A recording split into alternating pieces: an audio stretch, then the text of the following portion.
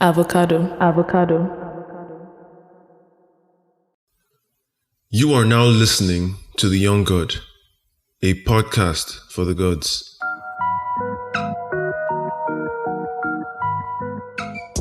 Hey guys, I'm your host Rodney, and I was just trying something different with the intro just now.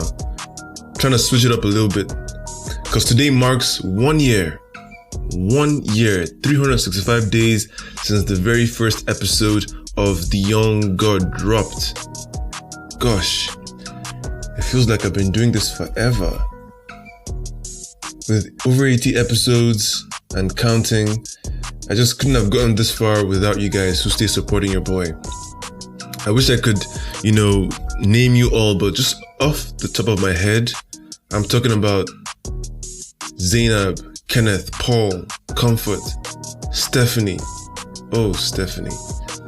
Jemima, Anita, Binye, Abu, all of you who have reached out consistently and engaged me and just helped me make the show better every episode. Those of you who get the message, I appreciate you and I thank you. Till victory, always. Now, about today's episode. This is one of those rare occasions where I'm joined by a family member, my uncle Arinze. He was in the city, so we recorded this episode in my car while I drove him to the airport. Maybe it's just me, but I think there's just something about being in a moving car that brings out the best gist. I think it's the movement or the confined space or the fact that there is true privacy between two people in a car.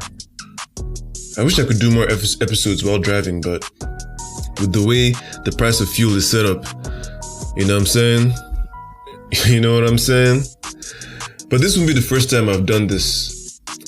The first time was actually with my baby sister. She and I were in a car and I was driving her to the movies. So we used the opportunity to talk about a couple of things and it's a really great episodes. So go check that out. So maybe, I guess, car conversations are reserved for family members. I don't know, who knows, but let's see what the future holds. Anyway, my uncle and I have the best conversations whenever we catch up. He's one of the only two people in my family who can actually keep up with me. The second is my younger brother. So my uncle and I, we don't see each other often because he's in another city. So I decided that I was going to take advantage of this small window and do one for the books. The conversation was recorded way back in February, a couple of days after Kobe died. So naturally, that was a recurring theme throughout our conversation.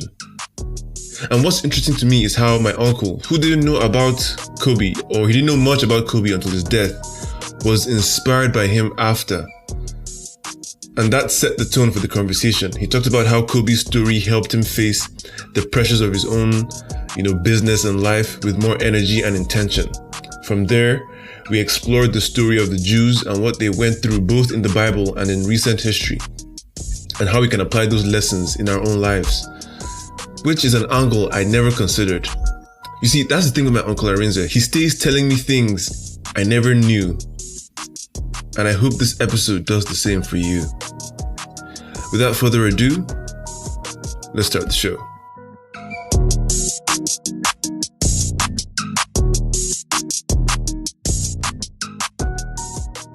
What he stood for? Do you know that Kobe Bryant show, when I started hearing the things he did and how he did it and how he pushed himself?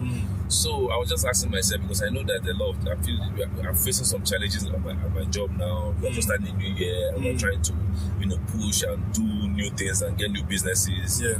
You understand? I'm getting worried. So when I read about him and how he handled the things he handled, I just knew that there's no need for me to worry. And all I need to do is put in the extra work. Yeah. Do you understand? Yeah. That's all I need to do. That put in the extra work. If you put in the extra work, there's no how you will make a difference. I just say, okay, what I need to do now, just focus on the job. Those things that I need to postpone to tomorrow, don't postpone it, do it today. So I started talking to my team. See, we don't need to postpone anything tomorrow. And it's that we want to accomplish, let's ensure we accomplish it today. Yeah. So that when we meet tomorrow, tomorrow will come with its own challenges. Yeah. And when it comes to challenge, you might never have time to accomplish what we want to accomplish. Yeah. Do you understand? Yeah. So I keep talking to my team, and I told you about it that they were delivering very negative numbers. And I came in that morning before I came to this town, and I spoke to them. And I spoke to their conscience. And I tried to touch that thing inside them that will make them, to inspire them. Yeah. And that day, they delivered 4 times the numbers they used to deliver. That's magical. They were proud of themselves by themselves. Yeah. Wow. Do you understand? Yeah. They knew that. I said, you have to be deliberate. See, if you want to do something, you're not deliberate about it. You can't achieve anything. If you're doing it flimsily, you can't achieve nothing. Yeah. But if you are deliberate, you say, I want to get to the airport. You have to take your leg and come out and go and look for a vehicle. Or if you have a vehicle, you enter it, start it, make sure you have fuel. Yeah. Then you start heading to the airport. Do you understand? You can't dream it and say, I want to get to the airport, and you just see yourself there. Exactly. Do you understand? You have to be very deliberate. And because you are deliberate, like I always tell them, there's always the spirit, negative and the positive spirits that talk to us all the time. You know? So if you want to do it, that positivity will tell you, yes, you can do it. If you say you can't do it, you have enough people, enough spirit telling you, boy, you can't do it. You can't do it. Just leave these things, for it's not for you. Yeah. Anyone you choose, you're right. You choose, you're right. Yeah. So if you keep telling yourself, I can do it, I will do it, I'm going to get this job done, by all means necessary. Yeah. Do you understand? You just see yourself. The ones that you don't know, you see people that will teach you. Yeah. Do you understand? Yeah. Because people, you see, when they say heaven help those who help themselves, it's not a mistake. Yeah. If you're not deliberate about what you're doing, you can't make a success about that of it. No way. I was telling you the story about the Israelites. Yeah. When they felt they were comfortable, they were begging for manna from heaven. Yeah. I told you about that story. Yeah. They will wait, God will give them manna, they will eat. They now say one water, they give them water. At one point, God left them, say, people need to grow up. Yeah. And how did he lead them to grow up? Anytime they start feeling so lazy, what happens to them? You just let them, you remove his shield over them. One group will come and attack them and take them for slaves. And take them to slavery. Yeah. And they'll be crying, God help us, God help us, God help us. God will help them again. They will come out, they will become serious. They rebuild their city, then they'll forget again. Yeah. What happens again? Other people. It happened till even when Hitler came and took them and said, clean all of them. Yeah. They got comfortable again. In a foreign land. Yeah. And the guy gathered them and started storytelling them. And it was just by the grace of God that they survived that. And after that time, they've learned their lesson. Yeah. They said, never again will this happen to us. Yeah. And now there's nothing that they can create. The God that land filled with milk and honey that we're looking for, that they thought that would be in one land, when they get there and just be the world with pleasure. They found that milk and honey is right inside them. Yeah. Because there's nothing they cannot accomplish. Yeah. There's nothing they cannot do. They turn desert into a green land. To arable land. Arable land. They turn seawater to pure water. Yeah. Do you understand? Nobody, they did it. They created ammunition that will defend them day and night when they are sleeping, so the ammunition is awake. You can know that they have enemies all around them. Shit. Do you understand? So that is what God was telling them. That I'll make a table before you in the presence of your enemies. They didn't understand it when they were saying. They thought that they would be one place enjoying, and the enemy would go. See, they are the one. Let's look at all the neighbors of Israel. They're all in different kind of shit or the other. Yeah. But they are in prosperity. Yeah. That small country is in sheer prosperity. Israel, right? Yes. Yeah. That says I'll make a table for you in the presence of your enemies. So all the enemies are there watching them. Going through one crisis or the other, Iran, Lebanon, Philistine, Egypt, everybody is suffering one thing or the other. Yeah. All they are in prosperity. So what is not in the Bible? I'll make a table for you in the presence of all your enemies. They were reading it literally. They didn't see the sense in it, but eventually they found it. They found out.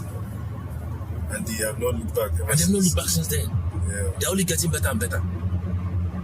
So that's why I always tell people that thing that you want to become is right inside of you. It's not outside. It's not outside, man. Man, that's like, I think once you're able to believe that kind of thing and internalize it, nothing, anything you put your mind to, you do it. You find a way. Of course, you accomplish. You know, honestly. You find a way. So I'm just. You become creative. Yes. You have to see necessity is the mother of invention. Yes, you become creative because you want to achieve. You become creative. You find a way. You start to think. You will not sleep. Once something becomes to make you not to sleep. Yeah. You do understand? You find a way. Yeah. Man, and that's why you hear a lot of people that talk about they want to enjoy life, enjoyment. Man, like the most you can, like ideally you want to pray that even in the midst of enjoyment, you never let your guard down.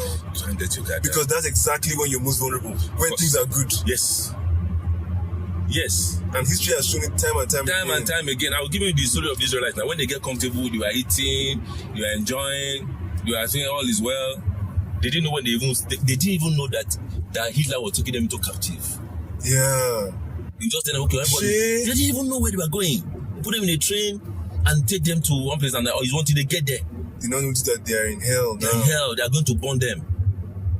And just picking them up everywhere. You do know if they knew where they were going, they would have even revolted. They would gather themselves more and fight. At least let me die here. Yeah. And going all the way to that place and suffer. That's the worst thing. That's the worst thing. They didn't even. Oh, that's true. That is true. I didn't reason that. Do you understand? Yeah. They didn't know where they were taking them because they were so comfortable. They were enjoying life. They've let down their guard. I'm okay now. Man, life is always giving us. You understand? But sometimes we don't see these things. It happens to the best of us. See, that's the thing. Life is always giving us signs. But we always, like we talked about, like willful blindness. You just, turn your eye, or maybe you believe it will not happen to you. You say God forbid. Or you think you're special. That, and that's what we all do. Between that we're not going to die. That is other people that will die. Nobody is special. Nobody, man. The only thing that makes you special is the things you do. Yeah. Because sometimes the things you do will be part of what will save your life. Shit. Yes. There are sometimes that there are things that they are giving you signs to do some certain things that you need to slow down, guy. You need to slow down. Sometimes your body will tell guy you need to slow down. You are moving too far. You need to slow down. Yeah. And think. You don't know why. You say no. Fuck it. Let me keep going. You understand? You keep doing it and run into trouble. But sometimes you need to slow down. You need to listen. Pay attention. Pay attention to your instincts. To everything around you. Sometimes that's why it's good to take a holiday. Sometimes. Yeah. And just go and look at your life. Where am I making mistake? What is it that I'm doing wrong?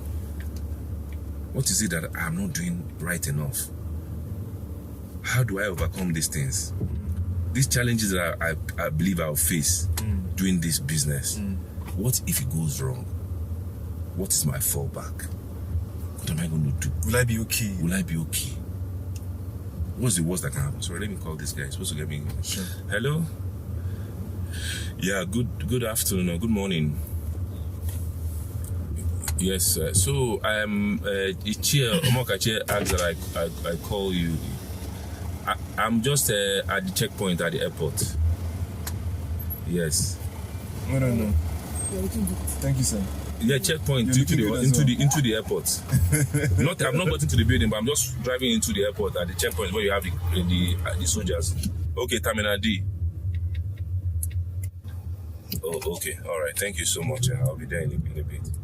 When are we boarding? 12:30 or 12? Okay. All right, I'm almost there. All right, thank you. There's a reason why, Kobe Bryant, he wrote, I don't know if I told you, he wrote books for kids that featured what athletes go through, and how to develop that mental strength, as opposed to reading fairy tales to his daughter. It's like those, they don't apply to them. All these fairy tales, like you don't kiss, a priest doesn't kiss you and your problem is solved. You work for it. So you want to create books that his daughters could read. They're all athletes, you get, that they will read and be inspired, and they will start now to build the right mindset. I thought that was incredibly, that's foresight, that's thinking. Because no one thinks of that. Nobody thinks of it. And again, as if he knew, maybe, all these things he did, he didn't know he was not going to last very long to be for his kids. So he has already put down things that they can always look back and say, Daddy said, Daddy put it down. Yeah. Like he left them a correct legacy. They'll never be lost. How much? How much, please? Thank you very much. Yeah.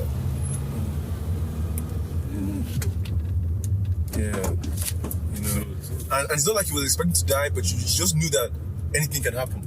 So you plan. You have to plan. You have to plan. So I could tell you that the guy never thought he was going to die now. Yeah. Do you understand? Nobody, even though we know that nobody lives forever, nobody plans to die. Yeah. Do you understand? He has a lot that he's planning to do, more and more that he wants to do. Do you understand? Yeah. But the little he has done It's a lot. is more than enough. He didn't do little, he did a lot. Yeah. He did a lot. Did you know he had a career that spanned over 20 years? Yeah. And he you know how many kids he inspired all his life doing the things he did and how he did them. He was one guy that you could bank on. Yeah. Do you know? When you are in the court and you're playing and you have that one last chance to make a difference, it's one guy you can count on. In the league, he was the one guy you know for sure. Yes. Do you understand? No small feat. So you know what it means? The kind of body and carries on the shoulder when they are like 1 point, you need to make this last 1 point. And we have like 2 seconds to. And most of the time, he delivers. Yeah. You get what I'm saying? So I always ask myself, can people count on me like this? Shit. Can people count on me? So Am I dependable? Am I dependable? Okay. Is it that okay? Can I say to myself that if people just say if Arinze just gets here, I'm sure we'll solve this problem. So how do I get myself to that level? That when there's an issue, they will say, let's look for Arinze. If he gets here, I'm sure we're 100% will be good. Because it doesn't have to be basketball. Yeah. It could be in your field. Do you understand? What you do every day. Are you the best at it that everybody will count on you? Yeah. So that's one of the inspirations I got from from his death. And it's just like Daddy. Daddy's also someone that he can see that right now in his life. He's someone that people can count on. You know why they can count on him? Because he's good at what he does. Yeah. And he will tell you no problem. Yeah. Yeah. Because he will find a way. He will tell you. And do you know how he finds a way? Because he gets very creative. Yeah. You understand? You have to have a creative mind to be able to achieve such feat. If not, nothing. You just be a regular. You know he's writing a book, Daddy. He's writing a book? Yeah. He's writing a book compiling all the proverbs that he has ever created. The ones do you get the ones he learned? Do you get what I'm saying? You know he's always throwing out proverbs from time to time. The ones that are funny are the ones you've heard him talk now. Yes. You know. So so he's really just man. I'm just. Your dad is an inspiration. I won't lie to you. No, he is. I am. You're lucky to have him. Lucky to have him, and also unlucky because you know how they say, because he. The thing with having a great man as your father is that you have a lot of weight on your shoulder to be greater than him or be as great as he is. Yeah, to fit into his shoes. And one of the things, and that's like one of the easiest ways to like fall off when you try and fill another person's shoes, which is why I was very intentional about not putting myself in the shoes. So let me tell you what you need to do. Like I said, just be the best at what you do. You understand? If you are the best at what you do, I don't think you have any problems. Be the best, because what he tried to do is to be the best at what he does. You understand? Who is Tamina D? Okay. See, okay. Yeah. Alright. You understand? So you have to try. All I charge you is to be the best at what you do. That's all. Because what he tried to do was to be the best at what he does. Every single day. He tries to look for 20-something years. He tries to look for a way to be the best at what he does. You know? All right. I think. Thanks a million. You're very welcome. Thanks a million. Let me run and get myself in. Yeah. Have a safe flight. Yeah. Thank you so much. You're welcome.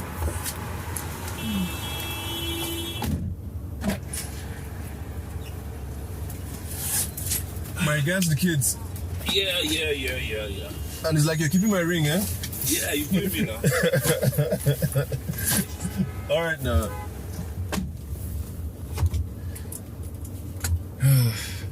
Now it's just me about to begin the lonely drive home. Anyway, it's not so lonely because it's giving me a lot to think about. So,